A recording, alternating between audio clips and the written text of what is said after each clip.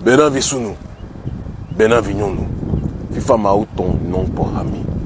Mon peuple, je vous aime en perdre la raison. Vous m'avez manqué. Je suis de retour, comme vous le voyez, à Cotonou, devant la statue des Amazones, l'une des rares choses que le président Talon a fait de positif. Et pas loin de la présidence. Et je le dis, à visage découvert, de manière publique, mon peuple, l'étouffement, l'asphyxie que tu connais au quotidien est bientôt fini. Depuis notre retour, après une tournée qui a duré des mois et des mois, qui nous a vu aller en Amérique du Sud, au Venezuela, en Europe de l'Est, en Russie, au Moyen-Orient, en Iran, dans les territoires d'outre-mer, notamment la Guadeloupe, en Amérique du Sud, en Guyane, en Europe, voire la diaspora africaine, nous voilà de retour sur la terre de nos aïeux pour activer plus que jamais le combat de résistance panafricaniste pour faire du Bénin le pays qui sera le centre de gravité de la révolution africaine au XXIe siècle. Le Bénin a toujours été la boussole et va redevenir la boussole, même si pour l'instant, il est en otage par une oligarchie qui a décidé de vendre notre pays au gouvernement français, au MEDEF, aux entrepreneurs français et à l'Occident de manière générale. Depuis notre retour, nous n'avons pas cessé d'être interpellés dans les rues par nos concitoyens, par vous, qui nous disent constamment qu'ils sont asphyxiés, qu'ils sont étouffés, que jamais le taux de pauvreté dans les foyers n'a été aussi intense.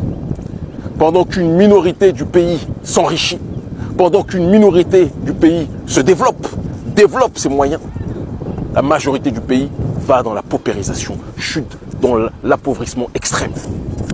Les foyers n'ont même plus de quoi boucler les journées, n'ont même plus de quoi nourrir les enfants.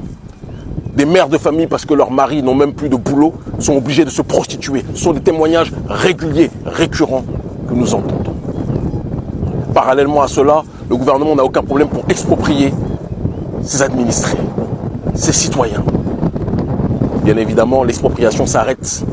Il y a une limite à celle-ci.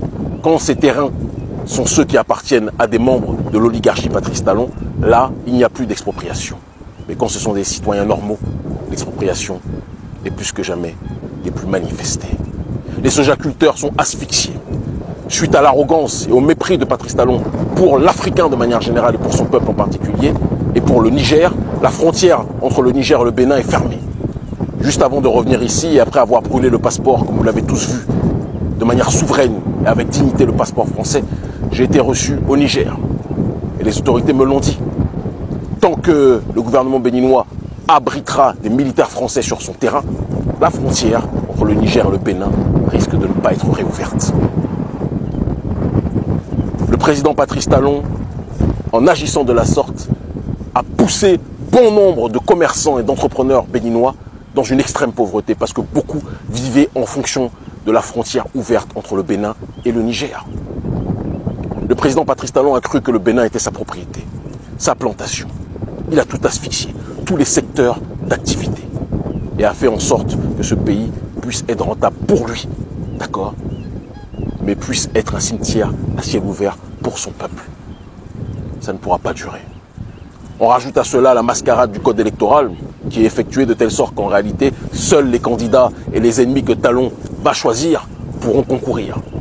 De telle sorte que lui ou ses marionnettes qui sont dans son gouvernement, dans son entourage, pourront se présenter et assurément gagner.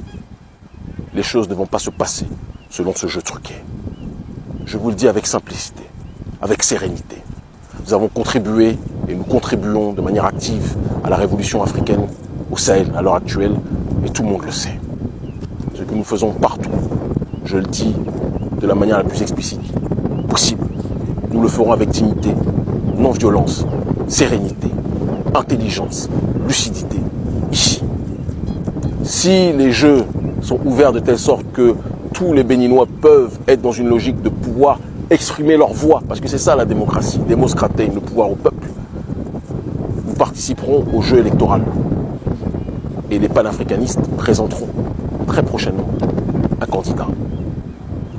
Si la démocratie est refusée au peuple, comme c'est le cas depuis trop d'années au Bénin, parce que c'est une démocratie de façade pour avoir les investissements, pour avoir l'aval de leurs patrons occidentaux, c'est ce que Patrice Talon fait. Mais ce n'est pas une démocratie de fond, puisque le peuple est exclu des décisions.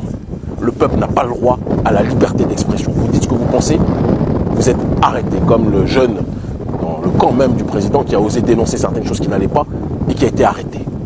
Ça ne peut pas durer. Trop de gens ont peur dans ce pays. Mais je le dis et je le répète avec simplicité et avec politesse. Je n'ai pas peur de vous, président Talon, et vous le savez. Je n'ai pas peur de vous. Je n'ai pas peur de ceux qui sont vos patrons, en l'occurrence le gouvernement français. Je n'ai pas peur de l'oligarchie d'Occident. Je n'ai peur que de Dieu. Je suis venu sur cette terre pour honorer nos ancêtres méritants. Je suis le fils de Béanzin, de Bioguera, des Agoché, de tous ceux et de toutes celles qui se sont levés pour faire plus que jamais vivre la dignité dans nos cœurs. Le Bénin, pour l'instant, est avec la Côte d'Ivoire le dernier bastion de la France-Afrique au Sahel. Avec la Côte d'Ivoire, le dernier pays qui se soumet aux intérêts français, à la France-Afrique de manière générale. Mais cette période ne va pas durer.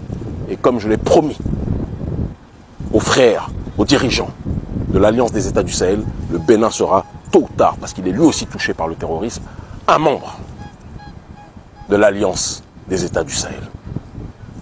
Je le dis en paix, je le dis avec fraternité, je le dis à toute la jeunesse béninoise qui est fatiguée, tous les jeunes du parti Les Démocrates qui m'écrivent, qui me demandent Kémy, présente-toi. Tous les jeunes de tous les partis aujourd'hui qui me disent Kémy, nos dirigeants n'ont pas le courage, mais nous on te le dit, présente-toi. Chaque chose en son temps. Je ne dis pas oui, je ne dis pas non. Je dis que nous sommes en train, à l'heure actuelle, de travailler pour l'avancement de notre population. Restez mobilisés. 2026, c'est bientôt. Et d'ici quelques temps, la direction sera donnée. Je vous aime en perdre la raison. Ils commencent tous à comprendre l'honneur de nos ancêtres méritants. Nous libérerons le Bénin. Et nous ferons en sorte que ce pays puisse être le pays pour tous les Béninois. Et puisse être un pays vitrine pour tous les Noirs du monde entier. Je vous aime. À très vite.